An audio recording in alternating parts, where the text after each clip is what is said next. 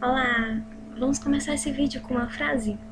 A sociedade é dinâmica e, em decorrência disso, o direito torna-se um legítimo mutante para tentar acompanhar essa acelerada e constante evolução.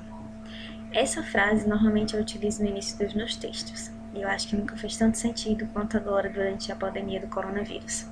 Meu nome é Ohana Salles, sou advogada, e entre as minhas paixões, eu amo muito o direito público.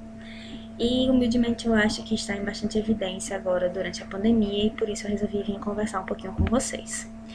Vamos fazer apenas umas observações antes de começarmos os assuntos. Esse vídeo é totalmente caseiro, então desculpem as falhas. Eu vou dar umas coladinhas aqui também nas minhas anotações e talvez o vídeo tenha que ser dividido por causa do tempo. Mas foi feito com muito amor, com muito carinho e eu espero que vocês gostem. Vamos lá! O coronavírus, ele surgiu de um modo inesperado, ninguém estava preparado, nem imaginava o tamanho da proporção que isso ia tomar de modo global, né, que a gente está vendo. E diante disso, tanto a sociedade quanto as autoridades tiveram que dar respostas quase que imediatas às situações que estavam vindo, os desdobramentos que a gente estava vendo em decorrência da pandemia.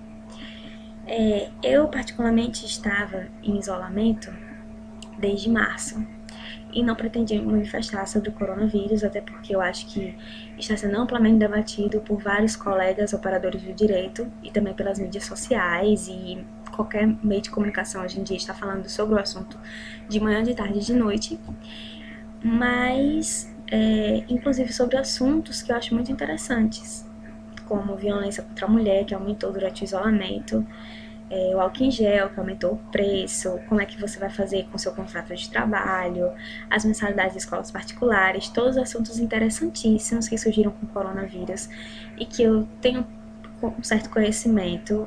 Também estudei um pouco sobre isso para responder algumas questões de alguns clientes meus, mas que eu achei que já estava sendo bem falado e meus colegas também falaram sobre os assuntos. Eu achei bem interessante, bem satisfatório, os meios de comunicação falando exaustivamente até sobre isso, então eu não iria me falar. Só que essa semana um cliente meu me mandou uma mensagem e ele ficou com algumas dúvidas, e quando eu fui analisar, as dúvidas dele também eram minhas, e quando eu fui conversar com alguns colegas que trabalham na área do direito, eu vi que a dúvida era de todo mundo. Tinha colegas meus que falavam, sinceramente, eu não sei o que responder. E tinha colegas que falavam, eu faria desse jeito, mas eu acho que o decreto está querendo que faça desse modo.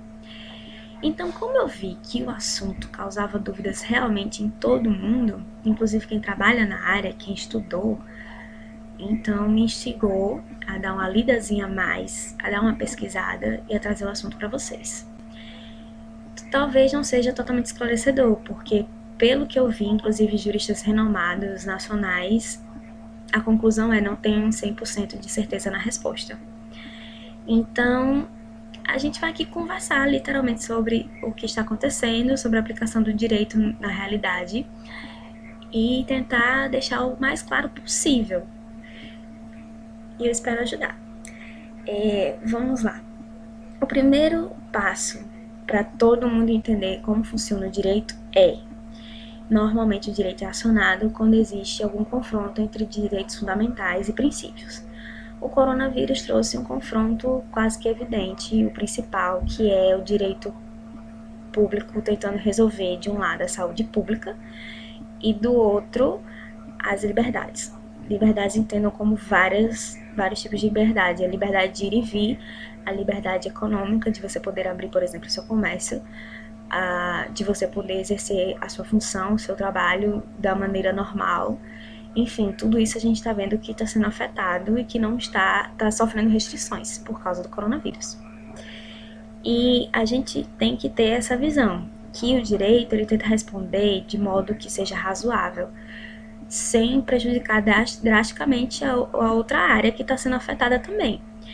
E que, diante do coronavírus, o que a gente tem observado na maioria dos posicionamentos, na maioria das normas que estão sendo editadas, é que o direito fundamental que tem que ser preservado no momento é o direito à saúde pública. E, inclusive, vários noticiários a gente acompanha diariamente que estão noticiando que realmente em alguns estados existe o colapso, é evidente e eminente o colapso na saúde pública. Então, a saúde pública hoje é o que está prevalecendo, mas sempre a gente tem preocupação com o direito das liberdades também. Fazendo um pouquinho dessa introdução, vou fazer um breve relato de um histórico de normas que saíram durante o coronavírus. Vejam, são algumas normas que eu queria citar para vocês sobre o assunto, para vocês se localizarem um pouco, mas não são todas, é impossível falar de todas aqui, até porque a cada segundo sai uma norma diferente a nível federal, e fora o que tem no seu estado, na sua cidade, no seu município, que eu não tenho conhecimento. Eu tenho conhecimento de algumas aqui do estado onde eu moro, do município onde eu moro. Mas enfim, todos os dias nós temos alguma novidade e nós, operadores do direito, inclusive, estamos tendo muito trabalho, porque temos que nos atualizar constantemente em relação a isso. Mas as que eu quero destacar agora são de âmbito federal, que seria a 13.979, que começou a falar do coronavírus, falou da questão do isolamento, de quarentena, da pessoa ser obrigada a fazer exames para testar o coronavírus, que são os exames compulsórios. E tem a medida provisória 926, que já veio alterando um pouquinho essa lei. O que eu quero dar mais enfoque é o decreto 06, que o decreto 06 fala da calamidade pública nacional. Por que eu quero falar sobre isso? Porque aí é que começa a confusão jurídica, quando surge esse estado de calamidade pública nacional reconhecido. Por que eu estou dizendo isso?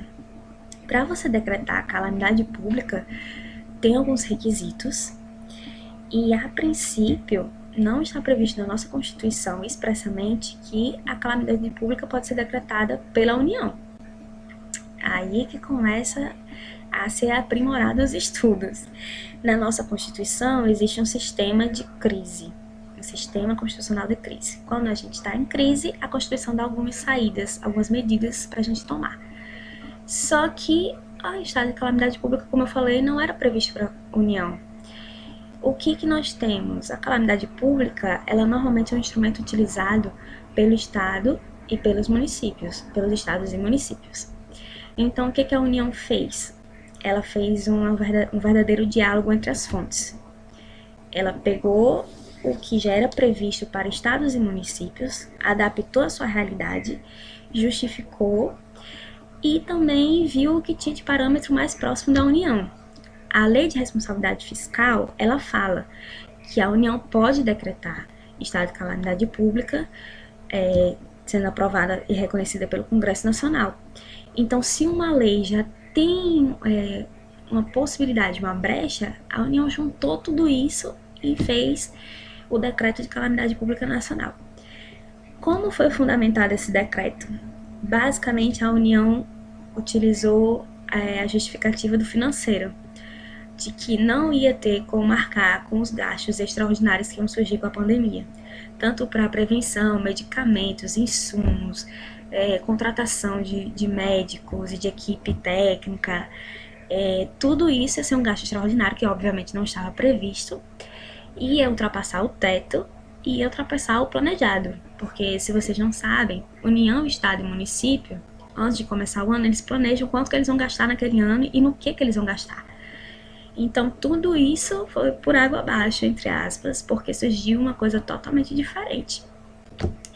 E aí a União justificou dessa forma, e também a questão do poder de polícia, que eu vou explicar mais um pouquinho adiante o que seria esse poder de polícia. Eles queriam também justificar como modular o poder de polícia com essa situação, como adaptar a essa situação nova. O importante é vocês também lembrarem que a calamidade pública ela é decretada quando existe uma situação de desastre, sendo natural ou não, que afete significativamente uma determinada região. Ou seja, aquela região não tem como se manter nem suas instituições, nem a sociedade como um todo, se não houvesse decreto de calamidade pública. Então vocês imaginem, se não houvesse esse decreto, como o Brasil ia conseguir sobreviver? A verdade é essa, sobreviver, porque a gente vê que a sociedade está arquejando em todos os setores e está pedindo socorro ao governo federal, à União. Então, realmente, esse decreto foi uma salvação. E no próximo vídeo eu vou continuar falando um pouquinho sobre esse sistema de crise constitucional, para vocês entenderem por que foi a solução à calamidade pública, poder de polícia, e no outro a gente vai falar sobre quem seguir, qual decreto seguir, a União, o Estado ou o município. Continue acompanhando. Aguardo vocês nos próximos vídeos.